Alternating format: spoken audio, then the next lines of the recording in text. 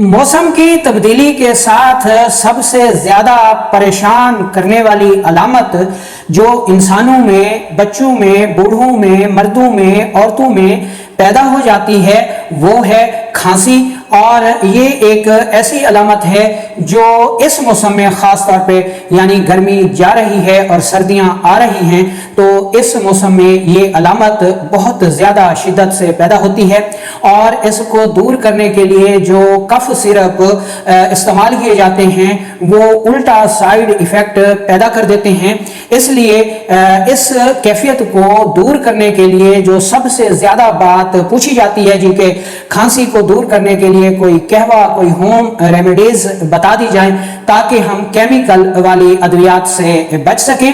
अस्सलामु अलैकुम वरहमतुल्लाहि वबरकातुहू। मैं हूं आपका मेज़बान हकीम लियाकत अली खिची और आप देख रहे हैं हमारा यूट्यूब चैनल हकीम लियाकत भाई। और आज हम खांसी के मुतालिक बात करेंगे और आपको चंद बेहतरीन होम रेमेडीज भी बताएंगे जो कि आपको आपके किचन से ही मिल जाएंगी। ये कुदरती होम रेमेडीज हैं, फितरी होम रेमेडीज हैं जो कि केमिकल नुकसानात से बिल्कुल पाक हैं।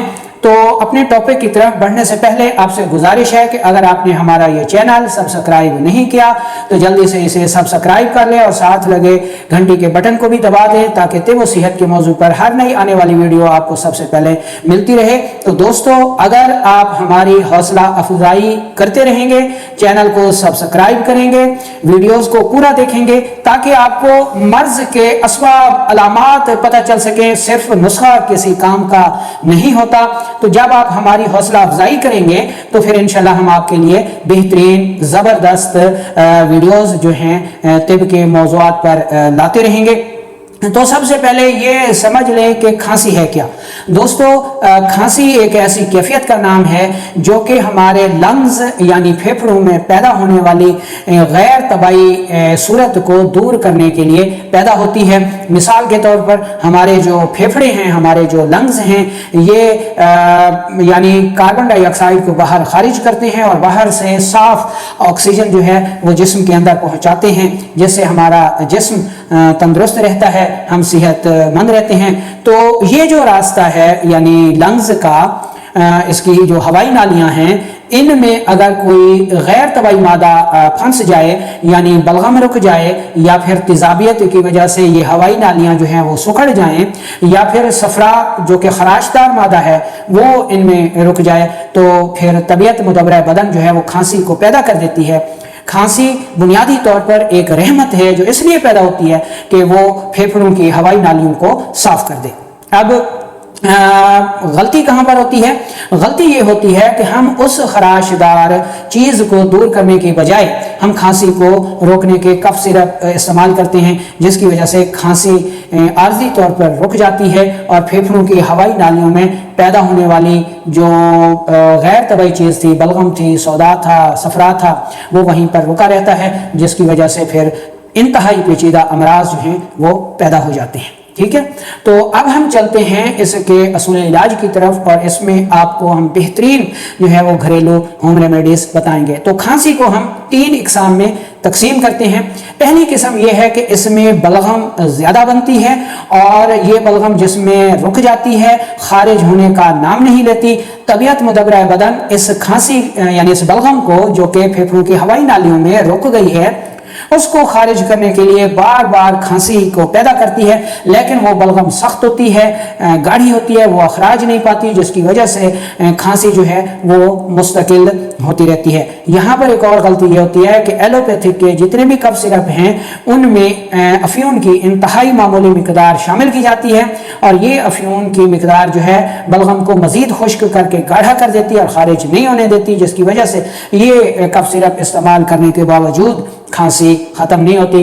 तो ऐसी खांसी जिसमें बलगम जो है वो मुश्किल से खारिज हो, मरीज़ को पेशाब ज़्यादा आता हो, रंगत में सफ़ेद आता हो, खांसी बार बार होती हो, बलगम को खारिज करने के लिए ज़ोर लगाना पड़ता हो, तो इस किस्म की खांसी में बच्चे ज़्यादा मुब्तला होते हैं। मर्द हजरात, औरतें, बच्चे, बूढ़े सभी इसमें जो है वो गिरफ्तार होते हैं।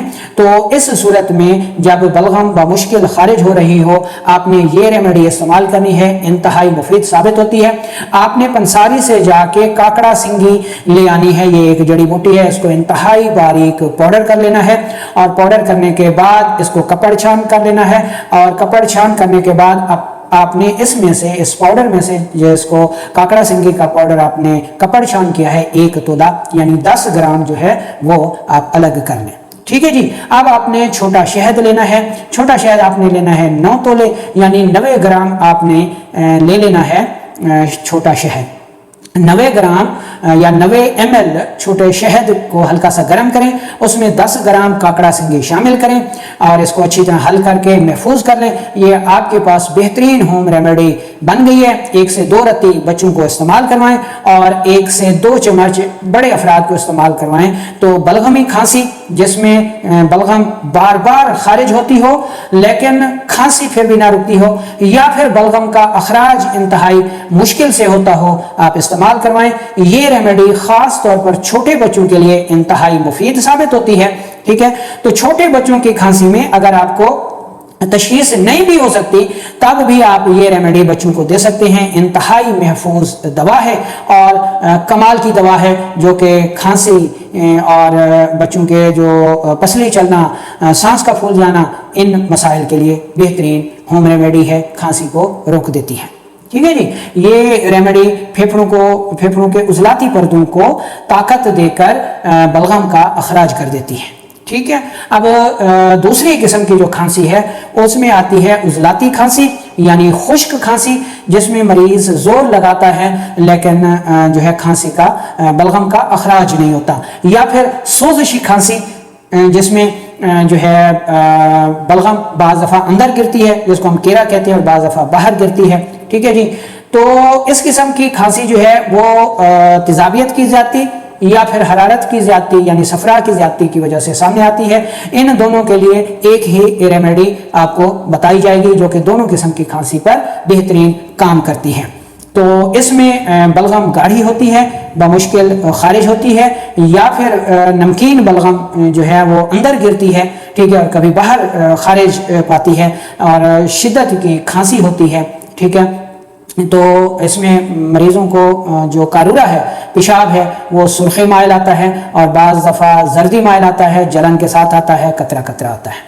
تو جب اس قسم کی کھانسی ہو، ٹھیک ہے، یعنی یا تو بلغم کا بآسانی اخراج ہو رہا ہے یا پھر بلغم دقت کے ساتھ خارج ہو رہی ہے، اور یہ علامات ہیں جو ہم نے آپ کو بتائی ہیں، تو ایسی صورت میں آپ نے یہ ریمیڈی استعمال کرنی ہے۔ پہلے نمبر پر آپ نے لینی ہے جی سونڈ آپ نے 5 تولہ لینی ہے، اس کو انتہائی باریک پاؤڈر کر کے کپڑ چھان کر لیں۔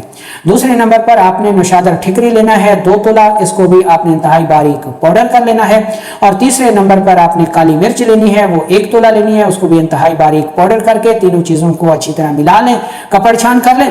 ٹھیک ہے، آپ کے پاس دوا تیار ہے۔ یہ دوا آپ نے 1 تولہ یعنی 10 گرام لے لینی ہے، اور 90 گرام آپ نے یا 90 ml آپ نے شہد لے لینا ہے۔ شہد کو ہلکا سا گرم کر کے آگ سے اتار لیں، اور یہ 10 گرام یہ دوا یعنی سونڈ، نوشادر ٹھکری اور کالی مرچ، اس کو شہد میں ڈال کے اچھی طرح حل کر لیں۔ یہ آپ کے پاس ہوم ریمیڈی تیار ہو گئی ہے۔ تو سوزشی کھانسی اور خشک کھانسی کے لیے آپ نے یہ ریمیڈی استعمال کرنی ہے۔ چھوٹے بچوں کو 1 سے 2 رتی صبح دوپہر شام دینی ہے، اور بڑے افراد 1 سے 2 چمچ صبح دوپہر شام استعمال کریں تو کھانسی جو ہے، جو سوزشی کھانسی ہے جس میں گلے میں بار بار خراش ہوتی ہے، یا پھر خشک کھانسی جس میں بلغم مشکل سے اخراج پاتی ہے، ٹھیک ہے جی، اور بلغم نمکین ہوتی ہے یا پھر جو ہے وہ ترش ہوتی ہے، ٹھیک ہے، کھٹاس کا ذائقہ لیے ہوئے ہوتی ہے، تو اس قسم کی کھانسی میں یہ ہوم ریمیڈی بے حد مفید ثابت ہوتی ہے۔ بنائیں، استعمال کریں اور دعاؤں میں یاد رکھیں۔